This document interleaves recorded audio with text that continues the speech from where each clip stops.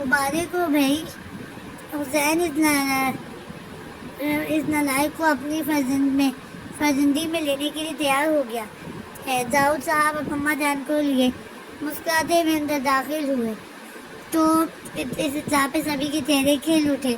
بہروز حسن اور جبین اٹھ کر بابا جان اور اماں جان کے گلے لگ کر انہیں مبارکباد دینے لگے، جبکہ دونوں چھوٹے بہن بھائی مہناز اور شہباز نجیب حسن کے ساتھ ہو گئے تھے۔ ہاں بھائی برخدا مبارک ہو تمہیں، داؤد صاحب نے آگے بڑھتے ہوئے کہا تو جی پہ سے نجیب حسن اٹھ کر پہلے باپ اور پھر ماں کے گلے لگے۔ میں جا کر ذرا علی کو فون کرتی ہوں۔ جب ان سب کا منہ میٹھا کروانے کے بعد کچھ جوش سے اندر کی جانب بڑھی تو اماں جان کے لبوں پہ بے اختیار دعا آ ٹھہری۔ اللہ بازگاہ کو بھی جبین کی طرح ہمارے اور ہمارے بچے کے حق میں بہت اچھا کرے۔ جبین کی پشت سے نگاہیں ہٹاتے ہوئے انہوں نے داؤد صاحب کی جانب دیکھا۔ کیوں نہیں بھائی، اللہ نے چاہا تو وہ بھی ایسی ہی ہو جائے گی، آخر کو اپنی بچی ہے۔ داؤد حسن مسکراتے ہوئے بولے تو مہناز ایک نظر بھائی کے چہرے پہ ڈالتی ہوئی ہنسی۔ بچی تو اپنی ہے لیکن خاصی طرح دار بچی ہے، سارے قرض پر نکل جائیں گے بھائی کی، خدا نہ کرے۔ اور میرے بچے کے کون سے قصبے ہیں، اتنا سیدھا تو ہے میرا بیٹا۔ اماں جان نے اسے گھٹتے ہوئے جٹ پاس بیٹھے نجیب کا سر اپنے شانے سے لگایا تو تینوں بہن بھائیوں کا کہہ گونج اٹھا، جی جی بالکل جلیبی کی طرح۔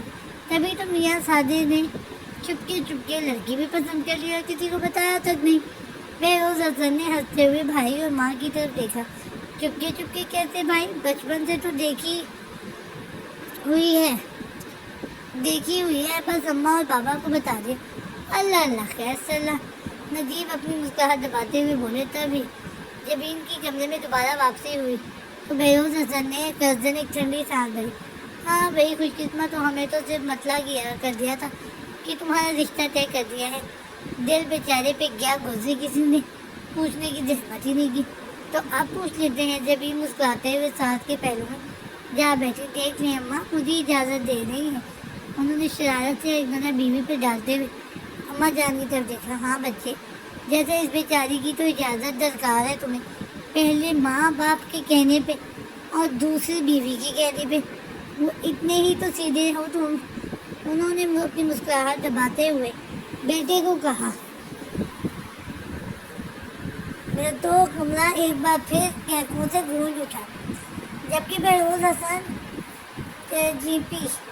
جی نظروں سے ماں کو دیکھنے لگے۔ حد ہے اماں، آپ میری ماں ہیں کہ ان کی جو حق پہ ہوگا اس کی۔ جب میری بہو نے ہماری ہر عزت اور خدمت میں کوئی کمی نہیں کی تو میں کیوں اس کے ساتھ زیادتی کروں، انہوں نے شفیق لہجے میں کہا۔ تو جبین نے مسکراتے ہوئے ان کے شانے پہ سر رکھ دیا۔ نہیں اماں، تالی دو ہاتھوں سے بچتی ہے، آپ لوگوں نے مجھے کبھی یہ ساتھ نہیں ہونے دیا کہ یہ میری سسرال ہے۔ انہوں نے کھلے دل سے اعتراف کیا تو مہناز ہنس پڑی۔ دعا کرے کہ آنے والوں کو بھی یہ محسوس ہو سکے، جب مجھے غیر ہو گئے محسوس ہو سکتا ہے تو وہ دونوں یہاں بچپن سے آ رہی ہیں۔ تبھی تو کہہ رہی ہوں، پتہ نہیں اس نکچڑی حسینہ سے میں بھائی کو نظر کیا آگے۔ مہناز نے شرارت سے کہتے ہوئے نجیب کی طرف دیکھا تو بہن کی بات پہ مستور خفگی سے اسے دیکھنے لگے تھے۔ ایسے نہیں کہتے ناظرین، بازگاہ اکلوتی بیٹی ہونے کی وجہ سے ذرا زیادہ لاڈلی ہے، اور کوئی بات نہیں، لیکن شادی کے بعد سبھی لڑکیاں حساس اور ذمہ دار ہو جاتی ہیں۔ اماں جان کی رسان سے کہنے پر مہناز کی شوق نظریں ایک بار پھر نجیب کی جانب اٹھ گئی۔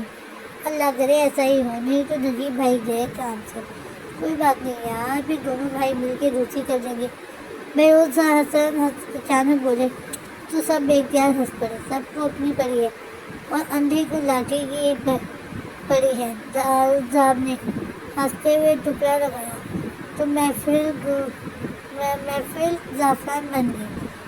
ضعف و غوط سے ایک امی، آپ لوگ داؤد انکل کو جواب دینے سے پہلے ایک بار مجھ سے تو پوچھ لیتے۔ داؤد حسن اور فریدہ بیگم کے جاتے ہی بازگاہ منہ سجائے ماں کے سامنے آ کر کیا پوچھتے تھے بیٹا، وہ کوئی انجان تو نہیں ہے، تمہارے پاپا کے بچپن کے دوست ہیں۔ نجیب بھی دیکھا بھالا بچہ ہے، ہاں ماشاء اللہ لاکھوں کا کاروبار ہے، ان کا عزت شرافت روپیہ پیسہ کسی چیز کی کوئی کمی نہیں. تمہیں اور کیا چاہیے؟ انہوں نے بیٹی کی جانب دیکھا. مجھے نجیب اچھا نہیں لگتا، وہ بالکل بھی ہینڈسم نہیں. اسے سے بولی تو طلعت کی لبوں میں مسکراہٹ دوڑ گئی. بیوقوف لڑکی مردوں کی شکل صورت کا دیکھی جاتی ہے، ان کی تو تعلیم، قابلیت، کردار اور خاندان دیکھا جاتا ہے. پلیز امی، آپ کس دور کی باتیں کر رہی ہیں؟ جھلا کے کہتی وہ باپ ماں کے سامنے بیٹھ گئی. اسی دور کی بات کر رہے ہیں میری جان. ویسے بھی جو مرد عام شکل و صورت کے ہوتے ہیں، انہیں اگر خوبصورت بیوی مل جائے تو اس کی پیر ڈھونڈ ڈھونڈ کے پیتے ہیں. پھر وہ تمہیں پسند بھی بہت کرتا ہے، اور تم نے بات سنی تو ہوگی جو پیا من بھائی وہی سہاگے. تم دیکھنا، اللہ نے چاہا تو وہ تمہیں پھولوں کی طرح رکھے گا. انہوں نے پیار سے بیٹی کا چہرہ چھوا تو متذبذب سی باز گا خاموش ہو گئی. اور طلعت جو اس کی عادت سے واقف تھی، اسے یوں چپ ہوتا دیکھ کے مطمئن ہو گئی. وہ جان گئی تھی کہ ان کی بیٹی، ان کی بات اس کی سمجھ میں آ گئی تھی. 3 ماہ کا مختصر عرصہ لگا تھا. اور بعض بار نجیب کی اسلام دوسرا چھوڑ کے حسن ملا چلی آئی تھی، جہاں آنے والے وقت میں طلعت بیگم کی کئی بات ہر بار سچ ثابت ہوئی تھی. نجیب اسے پسند نہیں بلکہ دیوانگی کی حد تک جانے لگے تھے. اس کی زبان سے نکلی ہر خواہش پوری کرنا وہ اپنا فرض سمجھتے تھے. اس کی ذرا سی تکلیف پہ وہ بہنوں پریشان رہتے تھے. ان کی اسی درجہ نرم محبت سے بازگاہ کو مغرور کیے دیتی تھی. اس کی مزاج کی، ناز کی، طبیعت کی اطلاعات ہر گزرتے دن کے ساتھ بڑھتی چلی جا رہی تھی. اور فریدہ بیگم یہ سوچی ہوئی تھی کہ وہ آہستہ آہستہ صحیح لیکن اپنی ذمہ داری نبھانا سیکھ لے گی. پریشان سی اس کے طور طریقے دیکھتی رہ گئی تھی. بیٹے کی بیوی اس کی حد سے زیادہ چاؤ چونکہ بھی انہیں اندر ہی اندر کھلائے دیتے تھے. وہ یہ سمجھ نہیں رہے تھے کہ حد سے بڑی محبت بھی زندگی کا توازن بگاڑ دیتی ہے، خاص کر تب جب ایک فریق صرف دینے پہ اور دوسرا صرف لینے پہ تلا ہو. انہوں نے ڈھکے چھپے اور ایک آدھ بار واضح الفاظ میں دونوں کو ہی ان کی غلطی کا احساس دلانے کی کوشش کی تھی، مگر دونوں نے ان کی بات پہ کان دھرنے کے بجائے اپنی منمانی جاری رکھی تھی. اور وہ صرف گھر کے ماحول کی خاطر خاموشی اختیار کرنے پہ مجبور ہو گئی تھی. تبھی اللہ نے ان دونوں کو صاحب اولاد کر دیا تھا. ریا کی پیدائش میں دل کھول کے خوشی منائی گئی تھی. بہروز حسن کے دونوں بیٹوں کے بعد وہ گھر میں آنے والی پہلی بیٹی کی تھی.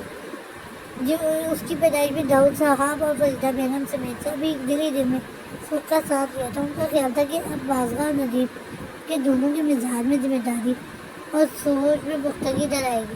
اب انہیں اس وقت شدید مایوسی ہوئی تھی جب بازگاہ کی فرمائی پہ حسین اور نجیب حسن نے بچی کے لیے گورننس کا انتظام کر دیا تھا. اس دن 1.25 سال میں پہلی بار داؤد حسن بیٹے اور بہو پہ خوب برسے تھے. انہوں نے نہ صرف گورننس کو باہر نکالا تھا بلکہ بازگاہ کو بھی بحیثیت ایک بہو اور ایک ماں کے اس کی ذمہ داریوں کو سیر حاصل رکھ کر دیا تھا. اس عزت افزائی کے بعد فریدہ بیگم اور جبین کو لگا تھا کہ بازگاہ کو عقل آ جائے گی، مگر اس کے تیور تو پہلے سے زیادہ بگڑ گئے تھے. نجیب الگ سب سے کھنچ گئے تھے. یہ اپنا پورا دن دادی، پھپھی اور تائی کے پاس رہنے لگی تھی، کیونکہ بازگاہ نے اسے سنبھالنے سے صاف انکار کر دیا تھا. بہو اور بیٹے کو اپنی لااولاد سے بے نیاز دیکھتے ہوئے داؤد صاحب نے بہروز حسن کی خواہش میں ننھی جیا کو 6 سالہ زواج سے منسوخ کرنے کا فیصلہ کر دیا تھا. ان کی اس اطلاع پر بازگاہ نے گھر میں ہنگامہ برپا کر دیا تھا، مگر اس بار خلاف توقع سب کے ساتھ ساتھ نجیب حسن نے بھی خاموشی اختیار کر لی تھی. انہوں نے نہ تو بیوی کی ہاں ملائی تھی اور نہ ہی گھر والوں سے کوئی سوال کیا تھا. یعنی اجیا کے لیے انہیں یہ فیصلہ صحیح لگا تھا، تبھی تو انہوں نے کوئی اعتراض نہیں کیا تھا. ان کی اس خاموشی پہ سوائے جبین کے سب نے ہی شکر کا کلمہ پڑھا تھا.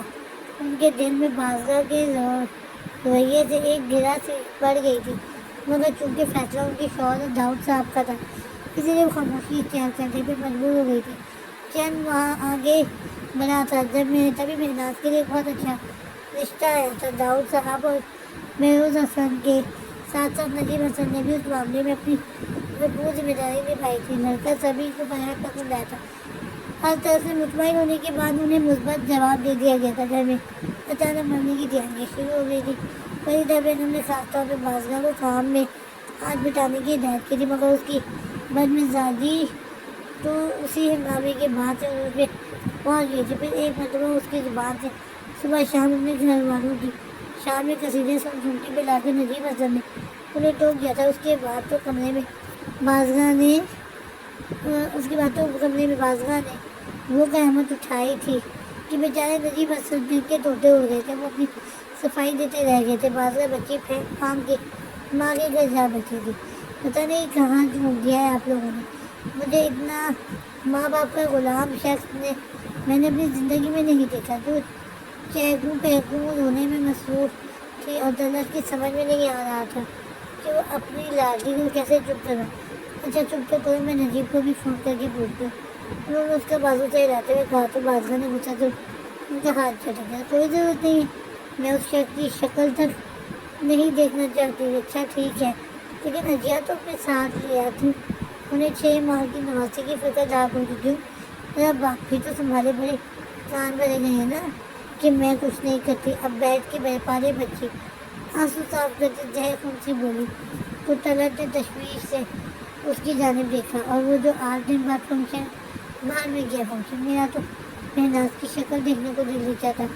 صورت دیکھی ہے اپنے اس کی تدفر سے کہتے ہوئے ماں کی جانب دیکھا، اور اگر وہ لڑکا اس گھر کا اور اس کا گھر بار دیکھے نا تو انگلیاں منہ میں دبا رہا ہے۔ بہت اتنا ہینڈسم آدمی اور اتنا خوبصورت گھر میں نے اپنی زندگی میں نہیں دیکھا۔ جب میں سلگنے کی اثر وجہ بیان کی تو طلعت ایک گہری سانس لے کر رہی۔ کیا کہہ سکتے ہیں، اپنا نیا نصیب ہے۔ ہاں یہ اچھا ہے، اپنی غلطیوں کو نصیب کے کھاتے میں ڈال کے بری ذمہ ہو جاؤ۔ اس نے جل گھوم کے منہ پھیر دیا تو طلعت اپنی پیشانی مسانے لگی۔ اچھا ابھی رونا دھونا بند کرو، جا کے منگا دو، پھر دیر میں نوزت آنے والی ہے۔ انہوں نے بھی بہن کا حوالہ دیا تو بازگاہ کے آئیبرو تم گئے تب گئے، میں نہیں، میں ان سے ملوں گی۔ ہر بات کی ٹول لینے لگ جاتی ہوں۔ صبح اپنے کمرے میں جاؤ، طلعت خبریز نہیں بولی۔ نہیں میں فریش ہو کے شاپنگ پہ جاؤں گی، دم اٹھا ہے میرا۔ وہ چل سیدھی ہوتے ہوئے بولی تو طلعت تعجب سے اسے دیکھتے ہوئے بولی لیکن گاڑی نہیں ہے گھر پہ، کوئی بات نہیں، میں ٹیکسی لے کے چلی جاؤں گی۔ وہ بے نیازی سے کہتی اپنی جگہ سے اٹھ کھڑی ہوئی تو طلعت بھی اختیار سر پکڑ کے رہ گئی۔ شام ڈیلی شاپنگ بیگ میں سے لدی پدی بازگاہ سڑک کے کنارے کھڑی متلاشی نظروں سے خالی ٹیکسی ڈھونڈ رہی تھی، جب پاس ہی گزرتی ایک گاڑی تھوڑی دور جا کے بریک لگایا، اگلے ہی لمحے گاڑی ریورس ہو کے بازگاہ کے سامنے کھڑی تو اپنے دھیان میں کھڑی بازگاہ نے چوک پر ایک نظر گاڑی پر دوسری ڈرائیونگ سیٹ پہ ڈالی اور ایک پھلکی حیرت زدہ سی رہ گئی تھی۔ السلام علیکم، آئے میں آپ کو ڈراپ کر دوں۔ ڈرائیونگ سیٹ پہ بیٹھے شخص نے سر پر سے چیک کرتے ہوئے مسکرا کر بازگاہ کے گھر دیکھا تو چہرے پہ الٹے لٹوں کو کھانے کی دکانوں کے پیچھے کھلاستی گاڑی کے قریب پہ رہے۔ بہت شکریہ، میں چلی جاؤں گی، اس نے مسکراتے ہوئے کہا۔ پلیز بازگاہ تکلف مت کریں، آئیے بیٹھے۔ اس نے آگے جھکتے ہوئے اس کی طرف کا دروازہ کھلا تو وہ دھیرے دھیرے اس کے طرز دفاتر پہ حیران ہوتی گاڑی میں بیٹھ گئی۔ تمہارے آپ نے مجھے ایک ہی نظر میں پہچان لیا، رسپی حال ہے کی بات، اس نے خوشگوار لہجے میں کہا تو اس کے برابر بیٹھے شخص پہ لڑکے لبوں پہ باریک سے مسکراہٹ ڈالتے ہوئے آپ کوئی بولنے والی چیز ہے؟ بلا ایک گہری نظر اس پہ ڈالتا گمبھیر لہجے میں بولا تو بازگاہ کی آنکھوں میں ایک لمحے کو تحیر ڈرا ہے، لیکن اگلے ہی پل اس کے چہرے اور آنکھوں میں عزلِ غرور آ ٹھہرا۔ تھینکس فار دی کمپلیمنٹ، وہ اعتماد سے مسکرائی تو مقابل کی مسکراہٹ بھی گہری ہو گئی۔ مائی پلیزر، ویسے آپ اس وقت اکیلی کیوں نکلی تھی؟ آپ کے شوہر نامدار کہاں ہے؟ شوہر نامدار کو اپنے کاموں سے فرصت ملے تو وہ بھی توجہ دینا، وہ بنا کسی لگی لپٹی کے تلخی سے گویا ہوں جو سر لاتے ہوئے بولا۔ ہاں ہوتے ہیں کچھ نہ قدرے لوگ جنہیں خدا فیاضی سے نوازتا ہے، مگر وہ پھر بھی اس کے عطا کردہ بیش بہا خزانے کی قدر نہیں کرتے، اور بازگاہ کا دل اس درجہ واضح تعریف پہ بے اختیار دھڑک اٹھا تھا۔ آپ یہاں سے رائڈ لینے میں اپنی امی کے گھر ٹھہری ہوئی ہوں۔ کچھ دور جا کے بازگاہ نے اسے گائیڈ کیا تو اس نے گاڑی مطلوبہ سمت میں موڑ لی۔ یہاں یہ ایک بہت اچھی کافی شاپ ہے، کیا خیال ہے ایک کافی ہو جائے؟ اس نے نرمی سے کہا تو اسے شکر میں پڑ گئی۔ میرے خیال میں رہنے دے، بھی دیر ہو جائے گی، اتنا ٹائم نہیں لگے گا، ویسے بھی پھر کبھی یہ موقع آئے یا نہ آئے کون جانتا ہے۔ اس نے اپنے ساتھ بیٹھی بازار کی جانب دیکھا، دونوں کی نظر پل بھر کو ٹکرائی تھی۔ اور बाज़गन धीरे से इस बात में सही ला दिया था। लेकिन आने वाले 5-6 दिनों में ये मौका 3-4 बार आया था, और वो भी कुछ इस तरह से कि तलत बेगम को भी इस बात का इल्म ना हो सका था कि वो कहाँ और किसके साथ जा रही है। और 7वें दिन जब वो नजीब हसन की बेशुमार मिन्नतों और मिन्नतों और ठंडों के बाद उनके साथ हसन मिला वापस पहुंची थी, उसका दिल एक नई लय पे धड़क रहा था।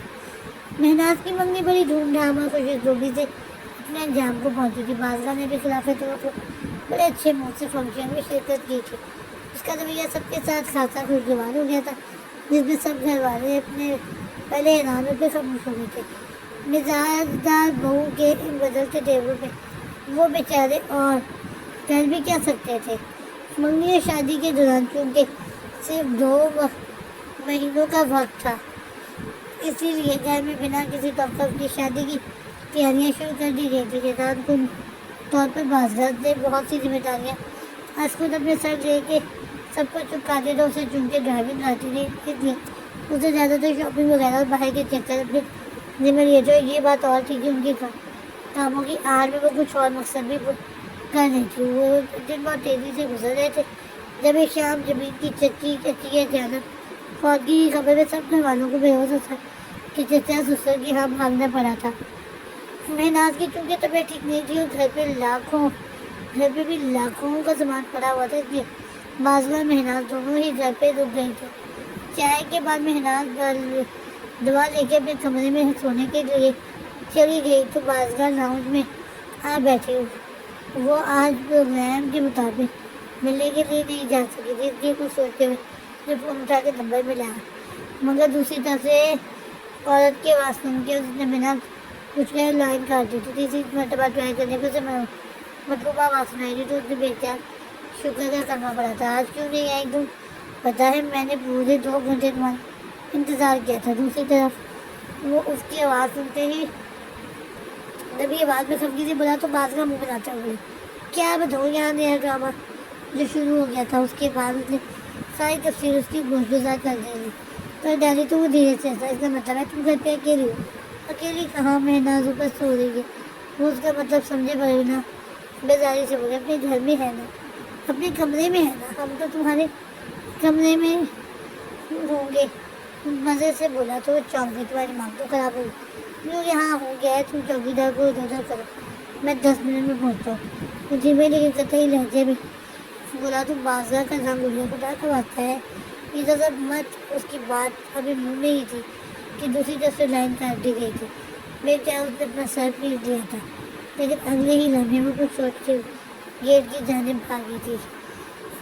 बेटा बच्चियाँ घर में अकेली है, तुम्हें चक्कर वहाँ लगाते हुए इधर आना। फरीदा बेगम ने ऑफिस में फ़ोन करके नजीब हसन को ताकीद की थी, इसीलिए वो ऑफिस से बेरोज़ हसन के चचा ससुर की तरफ जाने के बजाय पहले घर की तरफ रवाना हुए थे। उनके साथ उनके बचपन के दोस्त भी थे जिन्हें उन्होंने रास्ते में ड्रॉप करना था। तेज़ी से गाड़ी ड्राइव करते हुए घर पहुँचे थे। गफ़ार को गाड़ी में इंतज़ार करने का कहकर वो तेज़ कदमों से गेट की तरफ आए थे। गेट पे क्योंकि चौकीदार उधर है, इसलिए गेट में मौजूद आने वाला छोटा दरवाज़ा अंदर से लॉक नहीं होता था, इसलिए तुम्हार से उन्होंने तो अपने ध्यान में दरवाजे को खोलने के घर से अंदर को धकेला, लेकिन दरवाज़ा अंदर से बंद पा के वो बेचारा हैरान हुआ। हाथ में पकड़ी गाड़ी की चाबी से दरवाज़ा बजाते हुए उन्होंने चौकीदार का नाम पुकारा था। उनके चौकीदार के पुकारने पर गफ़ार गाड़ी का दरवाज़ा खोल के बाहर निकल आए थे। मगर जब वो 2-3 बार बजाने के बाद चौकीदार को पुकारने पे भी कोई जवाब मौसूल नहीं हुआ था, तब दोनों छटक गए थे। परेशानी से नजीब ने तेज़ी से बेल बजानी चाहिए, लेकिन गफ़ार ने उन्हें सूरत से रोक दिया। बेल मत बजाना नजीब, मुझे कोई गड़बड़ लग रही है, खुदा ना पता कहीं कोई डाका। उन्होंने कसर बात अधूरी छोड़ते हुए उनकी जानिब देखा। यह अल्लाह खैर। नजीब हसन का लहर भर में उड़ गया था। अब क्या करें? उन्होंने परेशानी से गफ़ार की जानिब देखा। मेरे ख्याल में पिछली तरफ से दीवार को घूट के अंदर जाते हैं, ताकि अगर खुदा ना पाता अंदर कोई मौजूद हो तो हम कुछ करने की पोजीशन में हो सकें। उनके मशवरे पर नजीब हसन ने इस बात पर सही लाते हुए फौरी کعبے قدم آگے بڑھاتے کھڑکی پچھلی طرف پہنچ کے دونوں نے نہایت خاموشی اور ہوشیاری سے جواب باندھ دی تھی، اور پھر اسی خاموشی سے چلتے ہوئے کچن کے اگبی دروازے سے گھر کے رہائشی حصے میں داخل ہو گئے تھے۔ دبے قدموں سے انہوں نے ایک کے بعد ایک نیچے کے سارے کمرے کھنگال لیے، پھر اوپر کی جانب چلے آئے۔ شام کے اس پہر گھر پورا سناٹے میں ڈوبا اور دیکھ کے نجیب حسن کی پریشانی دو چند ہو گئی تھی۔ پہلے وہ دو کمروں کا جائزہ لینے کے بعد نجیب اپنے کمرے کی جانب بڑھے تھے۔ بنا کوئی آواز پیدا کی انہوں نے دروازہ کھولنا چاہتا، لیکن اندر سے دروازہ بند پا کے انہوں نے تیزی سے پلٹ کے غفار کی جانب دیکھا تھا۔ تبھی انہیں اندر سے کسی مرد کی دبی دبی سی آواز کے بعد بازگاہ کی دھیمی سی ہنسی سنائی دی تھی، اور ان کا پورا جسم جیسے کان بن گیا تھا۔ صورت سے دروازے کی کان لگاتے ہوئے انہوں نے کچھ محسوس کرنا چاہتا، لیکن کچھ لمحوں کی ناکام کوشش کے بعد وہ گھبرا کے پیچھے تھے۔ کچھ غلط ہونے کا احساس ان کے اندر بڑی شدت سے جاگا تھا۔ بے اختیار وہ دبے قدموں لیکن تیز قدموں سے لابی کے آخری سرے پہ موجود مہنات کے کمرے کی جانب بڑھے تھے، اور اپنے بیڈ پہ اجیا کے برابر گہری نیند سوتا دیکھ کے ان کا دل دھڑک سے رہ گیا تھا۔ مارے وحشت کے اس کے کمرے کا دروازہ بند کیے بنا تیزی سے سیڑھیوں کی جانب لپکے تھے۔ حیران پریشان تھے غفار بھی نہ سمجھی کے عالم میں ان کے پیچھے اترے تھے۔ یہ بات ہے نجیب خیر تو ہے نا؟ انہیں لاؤنج میں موجود دیوار کی الماری کے دیوان آواز سنبھالتے دیکھتے وہ تیزی سے ان کی جانب آئے تھے، مگر نجیب حسن انہیں کوئی جواب دیے بنا دراز سے ہمیں سے چابیوں کا گچھا اٹھا کر واپس اوپر کی طرف بھاگے تھے۔ ان کے ہاتھ میں چابیاں دیکھ کے غفار ملک کو بھی عجیب سا احساس ہوا تھا، اس لیے مزید کچھ پوچھے بنا وہ ان کے پیچھے لپکے تھے۔ سیڑھیاں چڑھ کے نجیب حسن نے ایک بار پھر احتیاط سے اپنے کمرے کی پیشرفت کی تھی۔ دروازے کے لاک میں چابی ڈالنے سے پہلے ان کا دل تیزی سے ڈوب کے اگا تھا، مگر انہوں نے تب بھیجنے پہ پل سے رات پار کر لیا تھا۔ وہ صوفے پہ بیٹھی بازگاہ کے چہرے پہ جھکا ہوا تھا جب لاک میں کھٹکی ہلکی سی آواز نے دونوں کے مدہوش حساب کو جھنجھوڑ ڈالا تھا۔ لیکن اس سے پہلے کہ وہ کچھ سمجھ کے سنبھل لے گی دروازہ ایک جھٹکے سے مکمل کھل گیا تھا، اور دونوں کے جسم کا دھواں نجیب حسن کو سامنے پا کے کھڑا ہو گیا تھا، جبکہ نجیب اپنی بیوی کو کسی دوسرے مرد کی آغوش پہ دیکھ کے کسی بت کی طرح ساکت کھڑے رہ گئے تھے۔ ان کے پیچھے کھڑے غفار کا بھی کاٹو تو بدن میں لہو نہیں بڑی کیفیت ہو گئی تھی۔ سنت سے خود پہ قابو پاتے ان دونوں نے ایک دوسرے کو چھوڑتے ہوئے کھڑا ہونا چاہتا، لیکن تب تک نجیب حسن کے ہاتھ اس کے گرے باندھ تک پہنچے تھے۔ دیواروں کی طرح وہ اسے لاتوں اور گوسوں سے مارتے ہوئے غزلات کے ساتھ ایک طوفان تھا۔ وہ نجیب کی لبوں سے برآمد ہوا تھا، اور جس وقت انہوں نے آگے بڑھ کر سائڈ ٹیبل کے دراز میں رکھا اپنا پسٹل نکالا تھا، کونے میں کھڑی تھر تھر کانپتی بازگاہ کی دہشت ناک گیتوں نے حسن ملا کے دیواروں کو ہلا ڈالا تھا۔ عجیب سا شور تھا جس نے مہنات کی آنکھ کھول دی تھی۔ چند لمحے ناسمجھی کے عالم میں اس نے ان آوازوں کو سمجھنے کی کوشش کی تھی، لیکن جو اسے چیخوں اور چیخنے کی چیزوں کا گرنے کی آواز کا احساس ہوا تھا، وہ تیزی سے کمبل ہٹاتی کر کھلے دروازے سے باہر بھاگی تھی، مگر بھائی کے کمرے کے منظر نے اس کے قدموں کو جکڑ دیا تھا۔ چھوڑو مجھے غفار، میں ان کمیلوں کو چھوڑوں گا نہیں۔ غفار نے آپے سے باہر ہوتے نجیب حسن کو جکڑ رکھا تھا، جبکہ وہ ہاتھ میں پسٹل لیے خود کو چھڑانے کی کوشش میں بےحال ہوئے جا رہا تھا۔ بے اختیار وہ وحشت زدہ سے آگے بڑھے تھے۔ اس کی نظر کمرے کے انتہائی سرے کے دیوار کے ساتھ موٹی مشور مچاتی بازگاہ میں پڑی تھی۔ تبھی اسے کھینچا تانی میں نجیب نے کسی کو زوردار ٹھوکر ماری تھی، اور وہ کراہتا ہوا دروازے کی جانب گرا تھا۔ میناز کی مدہوش آنکھیں اس شخص کی جانب اٹھی تھی، اور پھر وہ جھپکنا بھول گئی تھی۔ وہ کوئی اور نہیں بلکہ اس کا منگیتر تھا، وہ شخص جو اسے محض 1.5 مہینے بعد بیانے آنے والا تھا، اس کا متوقع شوہر اور اس گھر کا ہونے والا داماد۔ اس کے بھائی کی ٹھوکروں میں کیوں تھا وہ سمجھ نہیں سکتی تھی۔ ادھر غفار نجیب حسن سے پسٹل چھیننے میں کامیاب ہو گئے تھے، مگر انہوں نے بازگاہ کو نجیب کے ہاتھوں سے بچانے کی کوشش نہیں کی تھی، جنہوں نے پیٹ دھر میں اس کے منہ پہ تھپڑ مارنے کے بالوں سے پکڑ کے اپنے روبرو کیا تھا۔ میں نجیب حسن بقائی بھی ہوش و حواس، بازگاہ حسین، تمہیں طلاق دیتا ہوں۔ باہر کھڑی مہناز پہ حقیقت پہاڑ بن کے ٹوٹی تھی. دونوں ہاتھوں میں اپنا چکراتا سر تھامے وہ زمین پہ بیٹھی چلی گئی تھی. طوفان کے فوری فون میں سب گھر والے دوڑے چلے آئے تھے. اس دوران اس نے نجیب حسن کو زبردستی پہ حملے میں بند کر دیا تھا، جبکہ مہناز کا منگیتر انہیں سنگین نتائج کی دھمکیاں دیتا وہاں سے نکل گیا تھا. بازگاہ بھی اس سب کی بات زیادہ دیر وہاں نہیں رکی تھی. حسن ملا کے پریشان حال وکیل بری سے بری خبر کا سوچے ہوئے محض آدھے گھنٹے میں گھر پہنچے تھے، مگر آگے جو کربناک اور بھیانک صورتحال ان کی منتظر تھی اس کے بارے میں تو انہوں نے کبھی گمان بھی نہیں کیا تھا. دھچکا اتنا شدید اور اچانک تھا کہ فریدہ بیگم کو تو وہی جگہ کے گیر پڑی تھی، جبکہ داؤد بے صاحب کی تو جیسے قوت گویائی ہی سلب ہو کے رہ گئی تھی. بہروز اور شہباز حسن سرخ انگارہ چہرے کے ساتھ باہر کی جانب لپکے تھے، لیکن آگے بفرے ہوئے حسین صاحب اور منیر حسین اور مہناز کے سسرال والوں کو دیکھ کے وہی رک گئے تھے. اس کے بعد وہاں تو قیامت برپا تھی کہ رشتے ناطے عزت اور لحاظ ہر چیز اس طوفان میں بہہ گئی تھی. بازگاہ نے خود پہ لگے الزام سے صاف انکار کر دیا. تو اس کا کہنا تھا کہ یہ سب نجیب حسن اور اس کے دوست کی گندی چال تھی، کیونکہ نجیب کا خود کسی لڑکی سے معاشرہ چل رہا تھا تو جس کی بابت بازگاہ کو مہناز کے منگیتر نے خبر دی تھی، اور نجیب اس حقیقت کے کھلنے پہ اس بیچارے کے دشمن بن گئے تھے. انہوں نے بازگاہ کو بھی دھمکی دی تھی کہ اگر اس نے اپنے گھر سے والوں یا کسی سے اور سے بات کی تو وہ اسے طلاق دے دیں گی.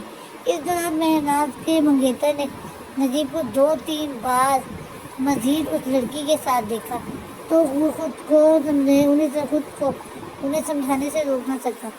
اس کی دخل اندازی نے نجیب کو آگ بگولا کر دیا تھا. بازگاہ کی بقول اس شام بھی نجیب نے ہی آفس سے فون کر کے گھر پہنچنے کے لیے کہا تھا، اور جب وہ گھر گیا تھا تو اپنے دوست کو بیگم کے سر پہ پہنچ گیا اور ان پہ انتہائی رقیق الزام لگا کے مار پیٹ شروع کر دی اور بازگاہ کو کھڑے کھڑے طلاق دے دی. بازگاہ کے اس بیان نے نہ صرف اس کے باپ بھائی بلکہ مہناز کے سسرال والوں کی تو کی توپوں کا رخ بھی نجیب حسن کی جانب کر دیا تھا. بازگاہ کی زرزر بے شرمی اور مکاری پہ نجیب اس کے خون کے پیاسے ہو گئے تھے. ہر طرف عجیب و غریب کیمگوئیاں شروع ہونے لگی تھی جنہوں نے داؤد صاحب کے گھرانے کو کسی کے منہ دکھانے کے قابل نہیں چھوڑا تھا. نجیب حسن نے خود کو گھر میں قید کر لیا تھا. ان کی نہ صرف غیرت پہ بلکہ محبت پہ بھی تازیانہ پڑا تھا. لوگوں کے سامنے کی ان میں ہمت نہ رہی تھی، یہاں تک کہ وہ اپنے گھر والوں سے بھی نگاہیں ملانے کے قابل نہ رہے تھے. ان کی حالت اور بربادی پہ ماں بہنوں کے آنسو نہ تھمتے تھے. بس ایک عزیہ کا وجود تھا جو ان کے لیے اس تکلیف میں سکون کا باعث تھا. وہ اس مختصر عرصے میں بہت تیزی سے اپنی بیٹی کے قریب آئے تھے، لیکن خدا کو شاید ان کی مزید آزمائش مقصود تھی. بازگاہ نے ان سے بدلہ لینے کے لیے عزیہ کے حصول کا مقدمہ دائر کر دیا تھا. نجیب حسن اس بات پہ تڑپ اٹھے تھے. ایک بدکردار عورت کو اپنی بچی سونپنے کا خیال ہی ان کے لیے سہان رو تھا. انہوں نے شہر کے بہترین وکیل سے رابطہ کیا تھا اور پانی کی طرح اس کیس پہ پیسہ بہایا تھا، لیکن چونکہ عزیہ محض 8 ماہ کی تھی اور ان کے پاس بازگاہ کی بدکرداری کا کوئی مضبوط ثبوت بھی نہیں تھا، اسی لیے فیصلہ بازگاہ کے حق میں ہوا اور وہ اس لڑائی میں اپنا سب کچھ کھو بیٹھے تھے. دکھوں اور آزمائشوں نے جیسے ان کا گھر دیکھ لیا تھا.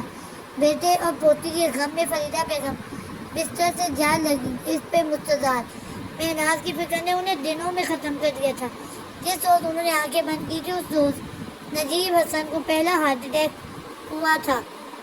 وہ کتنا کڑا اور اذیت ناک تھا.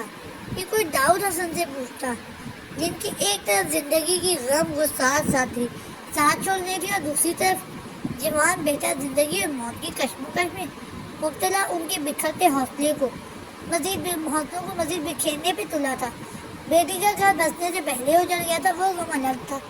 عزیہ کی جدائی اپنی بیماری اور ماں کے غم سے سنبھلنے میں نجیب حسن کو 2-3 ماہ لگ گئے تھے. اس دوران ان سب کو بازگاہ کے 1 ماہ پہلے ہونے والے نکاح کی خبر ملی تو سب چونک گئے، کیونکہ ایسی صورتحال میں عزیہ کے نجیب حسن کی کفالت میں آنے کی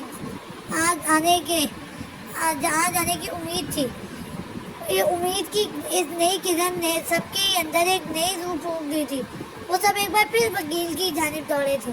اور تب بازگاہ کا آخری وار ان سب پہ منکشف ہوا تھا۔ وہ اجیا کو اپنے ساتھ جرمنی لے گئی تھی۔ اسے اجیا سے کتنا لگاؤ تھا اور اسے کیوں لے کے گئی تھی سب اچھی طرح جانتے تھے، مگر بازگاہ کی جلالت کے آگے بے بس ہو گئے تھے، اور اس گری ہوئی عورت کا یہ وار نجیب حسن کے لیے قاری اور آخری ضرب ثابت ہوا تھا۔ انہیں ایک بار پھر شدید قسم کا اٹیک ہوا تھا جس سے وہ جانبر نہ ہو سکے تھے اور ان سب کو بھری جوانی میں ہمیشہ کے لیے چھوڑ گئے تھے۔ داؤد صاحب کی سسکی انہیں ماضی سے واپس حال میں کھینچ لائی تھی۔ کیسا قلبناک عذاب سہا تھا انہوں نے جب ان کے ناتواں بوڑھے وجود نے جوان بیٹے کے جنازے کو کندھا دیا تھا۔ اپنی وہ درد بھری کیفیت اور اپنے لاڈلے کی وہ اذیت بھری موت انہیں آج 25 سال بعد بھی بخوبی یاد تھی، مگر بازگاہ نے اپنا انتقام یہیں پر ختم نہیں کیا تھا۔ اس نے اپنی پاکستان آمد پر داؤد صاحب کی اجیا سے ملنے کی ہر کوشش کو ناکام بنا دیا تھا، اور اس نے ایسا ایک بار نہیں بلکہ بار بار کیا تھا، یہاں تک کہ وہ تھک ہار کر خود ہی ہمت ہار بیٹھے تھے۔ اس دوران اس نے اجیا کے دل میں اس کے باپ اور ددیال والوں کے خلاف اتنا زہر بھر دیا تھا کہ وہ ان میں سے کسی کا نام تک نہیں سننا چاہتی تھی۔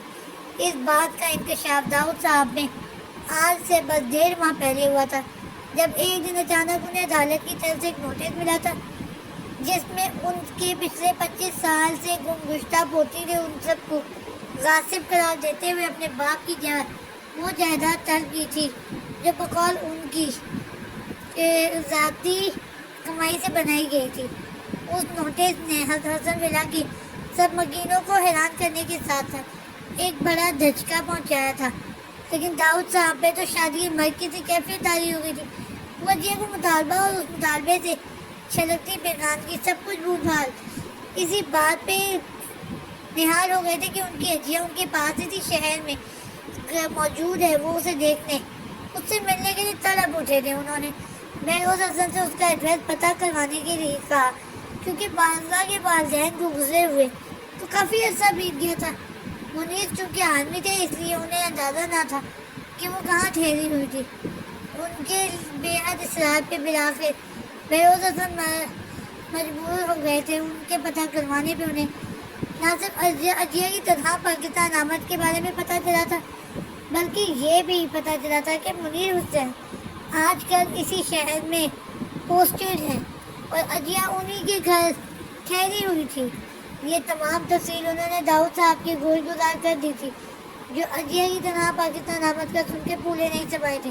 ان کے خیال میں اجیا سے ملاقات کا یہ بہترین موقع تھا، جبکہ باقی گھر والے اس بات پہ مصر تھے کہ ان کا اجیا سے جا کر ملنا کسی طور پہ مناسب نہ تھا۔ وہ لڑکی ان سب سے انجان اور مکمل طور پہ بدگمان نظر آ رہی تھی، مگر داؤد صاحب کی بات میں اپنی جگہ وزن تھا۔ ان کا کہنا تھا کہ اجیا کا ان سے ملنا شاید ان کے اندر کی کوئی تبدیلی نہ لا سکے، لیکن ان کی آج کی بے نیازی شاید ہمیشہ کے لیے ان کی بدگمانی پہ یقین کی مہر لگا دے۔ اور وہ چونکہ بازگاہ کے کہے کو سچ میں نہیں بدلنا چاہتے تھے، اسی لیے وہ اگلے دن بہروز حسن اور شہباز حسن کو لے کے اپنی پوتی سے ملنے منیر حسین کے گھر چلے گئے تھے۔ جی کس سے ملنا ہے آپ کو؟ گیٹ پہ آنے والے ملازم نے ان کی جانب دیکھتے ہوئے سوال کیا تھا۔ ہمیں اجیا بی بی سے ملنا ہے، ان سے کہنا کہ حسن ولا سے ان کے دادا ملنے آئے ہیں۔ داؤد حسن نے رسان سے جواب دیا تو وہ اس بات میں سے لاتا عمدے کی جانب بڑھ گیا۔ معاف کیجیے گا، لیکن کرنل صاحب کہہ رہے ہیں کہ وہ آپ سے نہیں ملنا چاہتے۔ 5-6 منٹ کی انتظار کے بعد وہ کوڑا جواب لیے باہر آیا تو بہروز حسن کے چہرے پہ تناؤ در آیا۔ اپنے کرنل صاحب سے کہیں کہ وہ اس بات کا فیصلہ اجیا کو ہی کرنے دیں تو زیادہ بہتر ہوگا۔ بہروز حسن کی کارڈار لہجے پہ ملازم خاموشی سے واپس پلٹ گیا، مگر اب کی بار اس کی واپسی جلدی ہوئی تھی اور اس نے ان کے لیے آنے کے ساتھ یہ دروازہ کھول دیا تھا۔ آئیے۔ داؤد صاحب کا دل یکرک مسرور ہو گیا تھا۔ ان کے دونوں بیٹے کیا سوچ رہے تھے انہیں اندازہ نہیں تھا، لیکن انہیں اپنے یہاں آنے کا فیصلہ یہ کا بالکل درست لگا تھا۔ ملازم انہیں ایک سجے سجائے ڈرائنگ روم میں داخل ہوا تھا، جہاں تنہا صوفے پہ نجیب کی شہابت शबाहत रखे और बाज़गाह का रंग और रूप चढ़ाए बैठी एक लड़की उन तीनों की सारी तवज्जो अपनी जानिब शायद ये ले गई थी। बेख्तियार दाऊद हसन की आंखों में नमी और दिल में बेकरारी लिए उनकी जानिब बढ़े थे, मगर उसने अपनी जगह से उठे बिना हाथ उठा के उन्हें रोक दिया। वहीं रुक जाए, दाऊद साहब के कदम अपनी जगह साकित हो गए थे। आपसे ना मिलने का फैसला मेरा अपना था और मैंने आपकी यही गलतफहमी दूर करने के लिए आपको अंदर बुलाया है। मुझसे आइंदा अपना ताल्लुक जोड़ने की ज़रूरत नहीं है, अब आप जा सकते हैं। आंखों में नफरत और चेहरे पर बेगानगी लिए वो इंतहाई गुस्ताखाना लहजे में बोलती बहरोज और शहबाज दोनों को सरतापा सुलगा गई। लेकिन दाऊद हसन न जाने मोहब्बत की किस इंतहा पे थे कि उन्होंने उसकी हद दर्जा बदतमीजी को बिल्कुल नज़रअंदाज कर दिया था, क्यों जैसे उसने कुछ कहा ही ना हो। अपनी ज़ात से जुड़ा मेरा हवाला तो तुम खुद भी नहीं तोड़ सकती बेटा, पराए में नरम लहजे में गोया हुआ। क्या कहा बेटा? इस्तेज़ाई अंदाज में मुस्कुराते हुए उसने तमस्कुराना नजरों से दाऊद साहब की जानिब देखा तो उन्होंने मारे जियत के अपना निचला लब दांतों तले दबा लिया, जबकि शहबाज हसन की मुठियाँ सख्ती से भींच गई थी। कमाल है, आज तक तो इस बेटा की कभी याद नहीं आई और अब कोर्ट का नोटिस मिलते ही ना सिर्फ ठुकराई हुई पोती याद आ गई बल्कि वो बेटा भी बन गई। ये दौलत भी कितनी बुरी चीज़ है ना, इंसान को कैसे कैसे पापड़ बेलने पे मजबूर कर देती है। तंजिया लहजे में कहती वो अपनी जगह से उठ खड़ी हुई। तुम्हारा ख्याल है कि हम यहाँ दौलत और जायदाद बचाने के लिए हैं? इसकी बदगुमानी पे दाऊद साहब के दिल में एक तेज सी उठी थी। प्लीज़ अभी मत कहिएगा कि आप लोग यहाँ मेरी मोहब्बत में आए। उनकी जानिब देखती वो तलखी से बोली तो दाऊद साहब तड़प उठे। यही सच है बेटा, हम यहाँ से तुमसे बस करें प्लीज़। वो गौर से वो आप लोग हलक के बल चिल्ला उठी थी। आप लोगों ने क्या मुझे पागल समझ रखा है जो मुझे बेवकूफ़ बनाने खड़े हो गए हैं? या आप सब में वाकई शर्म नाम की कोई चीज़ नहीं? मेरी मम्मी बिल्कुल ठीक कहती हैं, आप लोग यहाँ इज्जत या अल्लाह की और मतलब परस्त लोग हैं, लेकिन आपको यूँ मेरे मुँह आके झूठ बोलेंगे इस बात को लगाम दो अपनी। शहबाज हसन से कह लिए या लोग झट कदम आगे बढ़ते हुए बोले तो अजिया एक लम्हे खामोश हो गई, लेकिन सिर्फ अगले एक लम्हे को अगले ही पल उसके लबों में बड़ी तंजिया मुस्कुराहट फैली थी। बस इतनी सी देर में मोहब्बत का डोंग रचाने की हिम्मत थी। उसने शहबाज साहब की सोच चेहरे की जानिब देखा तो उसे खा जाने वाली नजर पर डालते हुए बाप की तरफ पलटे। बहुत हो गया बाबा जान, मैं मजीद यहाँ आपको एक मिनट नहीं रुकने दूंगा। शुक्र है कि आप लोगों ने मुझे मुलाजमों को बुलाने की जहमत से बचा दी। बट एनीवे चाल अच्छी है, चाल अच्छी थी वो। और एक बात वो और बात है कि कामयाब नहीं हुई, लिहाजा मुलाकात कोर्ट में होगी। उन तीनों पे एक तनाफुर भरी नजर डालती वो कमरे से निकलती चली गई तो दाऊद हसन ने अपने लड़ते सर हाथ से करीब खड़े शहबाज का बाजू थाम लिया। बाबा जान आप ठीक तो है ना? उनके दिल की इस वक्त की क्या कैफियत थी ये उन दोनों से बेहतर भला और कौन जान सकता था, जिनके अपने दिल में इस वक्त खून के आंसू हो रहे थे। मैं हार गया बेटा और मेरा नजीब भी हार गया। वो औरत, उसकी मक्कारी और उसका झूठ जीत गया। उनके गमज़दा आँखें, उनके आंसू, उनके बुरे थके हुए चेहरे पे बह निकले थे। चलो यहाँ से चलते हैं। वो लड़कते कदमों से बाहर खड़े थे, लेकिन दरवाजे में मुनीर हुसैन को नमस्कारा नजरों से अपनी जानिब तख्ता पा के वो ठटक कर रुक गए थे। उन्हें रुकता देख के बेहोश और हसन साहब की नजरें भी सामने की जानिब उठी और उनके चेहरे पे थन गई। बड़े बेआबरू होकर तेरे कोचे से हम निकले, तंजिया लहजे में कहते वो आगे बढ़ गए थे, लेकिन उन तीनों का तन मन इस तस्वीर पे जल उठा था। घर आके दाऊद हसन तो जहाज से अपने कमरे की जाने बढ़ गए थे, लेकिन शहबाज हसन के लिए खामोश रहना नामुमकिन हो गया था। सबके पूछने में वो बेख्तियार फट पड़े थे। अजिया के नारवा सलूक ने सबकी आंखें नामौजूद गुस्से से भर दिए थे, लेकिन शाही के लिए सब खामोशी से बर्दाश्त करना और सब्र से काम लेना मुमकिन नहीं होता। वो किसी तौर भी उस बदतमीज लड़की को माफ़ करने के लिए तैयार नहीं था, जिसने उसके बुजुर्ग वो खासकर उनके अजीज जान दादा को इस दर्जा बेइज्जती की थी। तो उसी वक्त मुनीर हुसैन के घर जाके उस लड़की का दिमाग ठिकाने लगाने में तुल गया था, लेकिन बेहोश हसन की सख्ती से की गई तमरीनों से रोक दिया था। अपने कमरे में आकर उसने बिना सोचे समझे अपने बड़े भाई जवार को फ़ोन किया था, जो गोश्त के सिलसिले में पिछले 1 माह से लाहौर गया हुआ था। اس لیے وہ گزشتہ دنوں کی ہر بات سے بے خبر تھا. شاہی کے منہ سے ساری باتیں سن کے وہ بے اختیار اس پہ برس پڑا تھا. گھر میں اتنا کچھ ہو گیا تھا اور کسی نے اس سے ذکر تک نہیں کرنے کی زحمت نہیں کی تھی. شاہی کی صفائی دینے پہ اس نے فون پر ڈھک دیا تھا. لیکن اگلے روز اس نے اپنی واپسی کے متعلق بھائی کو بتاتے ہوئے مکمل خاموشی کی تلقین کی تھی. وہ ایئرپورٹ سے سیدھا اپنے والے گھر گیا تھا. اس کی اسی حرکت نے شاہی کو الجھا دیا تھا. اس کے اصرار پہ زبان نے اسے اپنے ارادوں سے آگاہ کر دیا تھا. شاہی اس کے درجہ انتہائی رد عمل کا سن کر پوری طرح پریشان ہو گیا تھا. اس نے اسے سمجھانے کی بہت کوشش کی تھی مگر وہ اپنی عادت کے مطابق اپنی بات پہ اڑ گیا تھا. ویسے بھی سب سے بڑا پوتا ہونے کی وجہ سے وہ داؤد صاحب میں بے حد نزدیک تھا. کسی کی اونچی آواز میں ان کی آواز میں بات کبھی اس کے لیے برداشت کرنا ناممکن ہوتا تھا کہ جا کے اس درجہ بے عزتی. اس نے اجے نجیب کو سزا دینے کی ٹھان لی تھی. اس لیے شاہی جانتا تھا اس کا یہ سمجھانا بجھانا اب کسی کام نہیں آنے والا تھا. زبان نے وہی رک گئے اپنے ترتیب دیے پلان پہ کام شروع کیا تھا. اس دوران رضیہ کی دانش منیر سے انڈرسٹینڈنگ اور منگنی کی خبر بھی اس کے علم میں آئی تھی اور باوجود اس کے ان کے درمیان موجود دوسرا رشتہ وقت کی گرہ تلے دب گیا تھا. عدیہ کا خیال اس کے ذہن میں سے کبھی فراموش نہ ہو سکا تھا. ویسے بھی وہ تو ان کے گھر کا ایک غائبانہ فرد تھی جو ان کی زندگیوں سے نکل کر بھی نہ نکلی تھی. ایسے میں ان دونوں کے رشتے کے حوالے سے کوئی نہ کوئی آدھا ادھورا جملہ وہ اس کے دل میں ایک ہلکی سی ہلچل ضرور پیدا کرتا تھا. مگر اب اس سب کے بعد وہ میٹھی میٹھی تھی کسک بھی ختم ہو گئی تھی. یہ اس کے لیے اب صرف عزت اور ناموس کی لڑائی رہ گئی تھی. وہ لڑائی جسے بازگاہ حسین کی پچھلے 25 سال سے اپنے مکر و فریب کی بلبوتے پہ جیتے ہوئے تھی مگر جسے اب زوال کو اور اس کی شکست میں بدلنا تھا. اسے منیر حسین کو یہ بتانا تھا کہ در حقیقت بے آبرو ہونا کسے کہتے ہیں.